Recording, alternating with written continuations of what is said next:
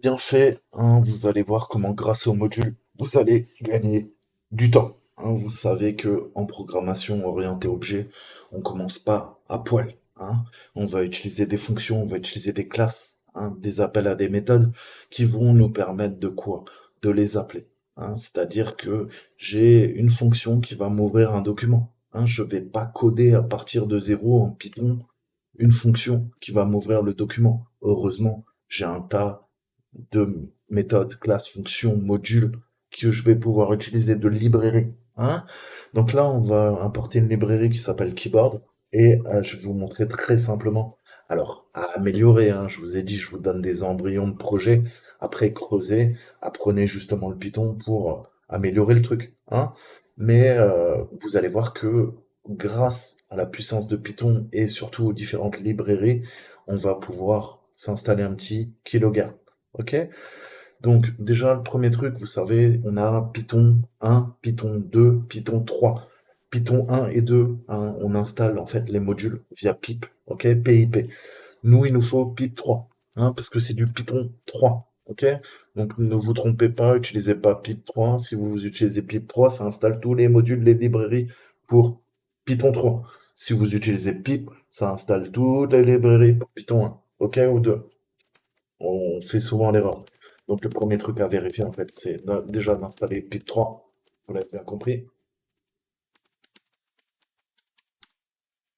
C'est fait.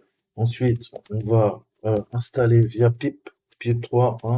Donc vous avez cette commande très souvent utilisée. Hein. Ça permet, si vous avez un fichier requirement.txt dans le répertoire, généralement quand on fait un git clone sur un repo GitHub, il y a un fichier qui s'appelle requirement.txt. On va faire cette commande sudo pip3 install requirement. Ça nous permet d'installer toutes les dépendances qui sont présentes dans le fichier requirement. Ok? Ça permet, au lieu de s'emmerder avec les dépendances, on fait un fichier avec les prérequis et l'installation va chercher à partir du dictionnaire qui est là. Hein. C'est une sorte de word list. Donc ça c'est cool, mais nous c'est pas ce qu'on veut. Nous on veut sudo pip3 install plus quoi, plus les modules qu'on veut. Ok? Aujourd'hui on va utiliser quoi? Keyboard. Pourquoi? Parce qu'on va faire eh ben un enregistreur de frappe, un keylogger.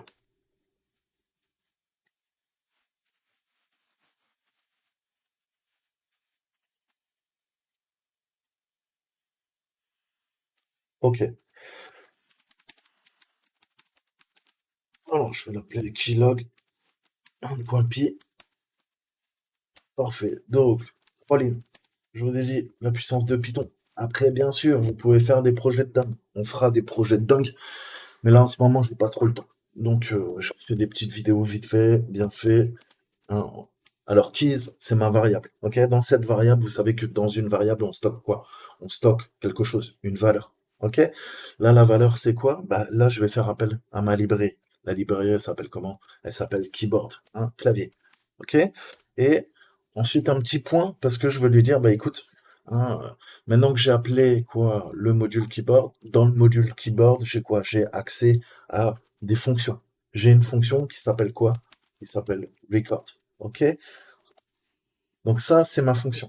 Mais ma fonction, vous savez qu'une fonction, c'est bien, on peut l'appeler toute seule, mais très souvent en programmation, qu'est-ce qu'on fait? On lui passe un paramètre. Là, en paramètre, je vais dire until, ok? En gros, tu attends jusqu'à que on presse sur entrée, ok? Je vais refermer. Ça, c'est un string, hein, mais il va comprendre que c'est quoi? Bah, c'est du keyboard, hein, que je parle, ok? Donc, jusqu'à que j'ai appuyé sur entrée, et après, sinon, tu me fais quoi? Tu me fais un keyboard. Là, j'appelle la fonction play.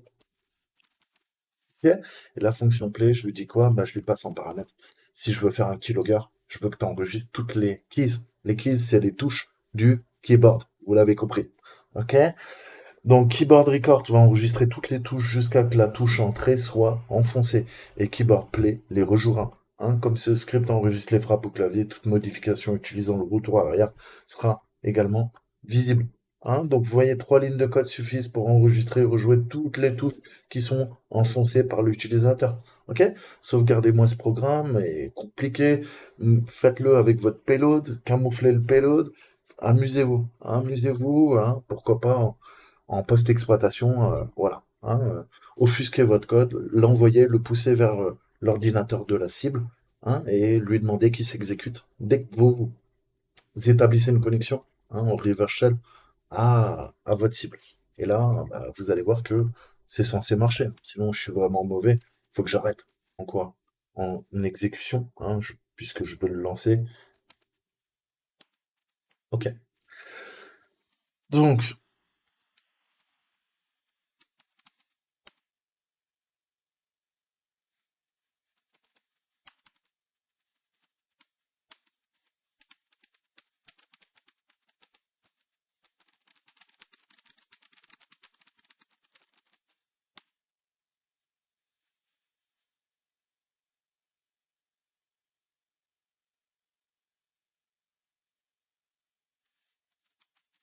alors attention, hein, c'est une démonstration.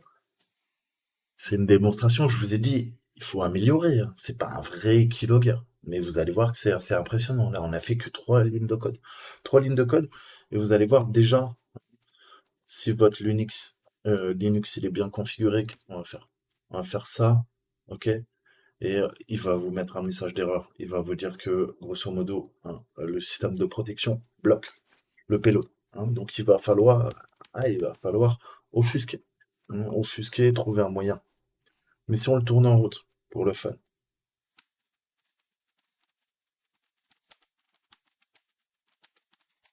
Alors, excusez-moi, je vais remettre à zéro mon pare-feu. Petite seconde. Ok, c'est fait. Donc, qu'est-ce qu'on a dit? Sudo python.keylogp. Ok.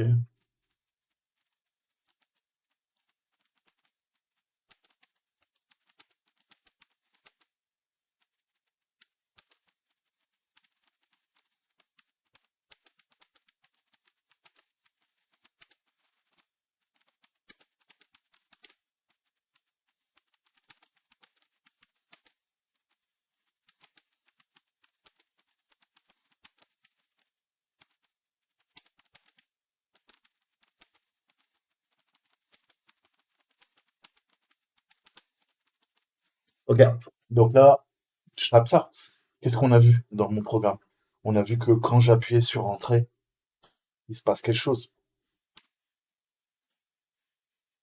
Je suis pas en train de taper. C'est le programme. Je suis pas sûr. Mais vous voyez que qu'est-ce qu'il a fait? Il a enregistré dans un tampon. Regardez. Je suis en train de me frotter les mains au micro. Là, vous entendez. Je peux pas faire ça avec mes mains et taper en même temps. Ok. Je suis en train de taper. Ok, vous voyez que c'est bien un programme qui le fait, c'est pas moi.